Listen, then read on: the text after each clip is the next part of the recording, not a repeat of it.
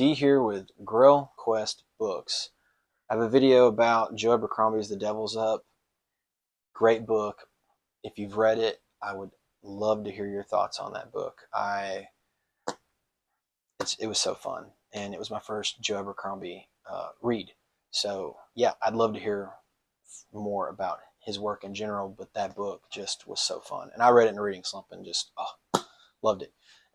But this video is not about the devil. The previous video that was all about that. So this is about another book that the devils remind me of, and I've read this book within the last year, and yeah, they're just as fantastical. They're just as fun. They're both set in, well, Joe Abercrombie's is more an extreme version of an alternate Europe. This is more of a fantasy book set basically just in the British Isles, and that would be The Bright Sword by Grossman, and it says here it is a novel of King Arthur. Why? Because that's exactly what it is. It picks up right after the major defeat for King Arthur.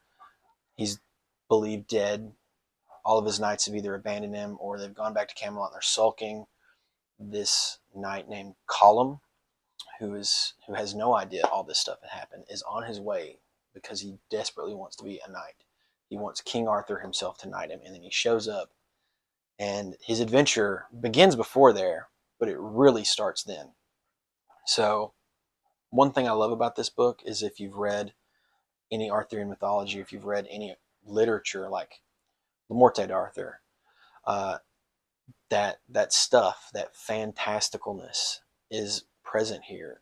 The book is a great story. It is fun and it's funny, but it's like, to me it's a love letter, like a modern love letter to La Morte d'Arthur, because when I was reading this, I just loved everything about the stuff from the medieval literature and the Arthuriana being incorporated into this, but in a fun way. And the best way to explain that is before the book even really starts. You've got right here a quote from Monty Python and the Holy Grail. So that is a fantastic movie too, and it's fun and it's funny.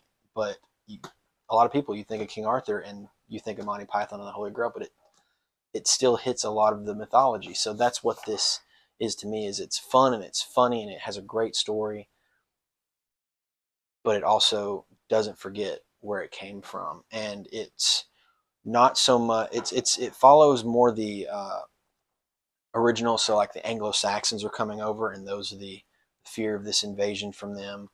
And Colum is trying to get King Arthur. Like there's this whole quest aspect, which I love. Like specifically, there's a part where Colum arrives and he's really trying to get things going, but all the knights are like, well, when Arthur would just say, we won't do anything until something happens, like something along those lines. And they just sit there and sit there. And it's kind of this funny thing because it's setting up the fact that there's an end of an age happening, the end of this magic. And speaking of magic, there's so many magical characters. There's the other world, which is very important. It doesn't skip out on that, the fantasy aspect, but with a focus on that. And really like in the old tales, which I loved. I loved that.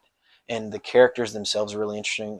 There's sections within this book, so this is a little thick, but it's not just a straight, like there's moments where it goes back as like a flashback to really get to know a lot of the characters that Colum is taking part on in this adventure with. So, for example, Bedivere, there's a whole section on Bedivere, and you understand really why he is the way he is and his motivations and stuff going forward.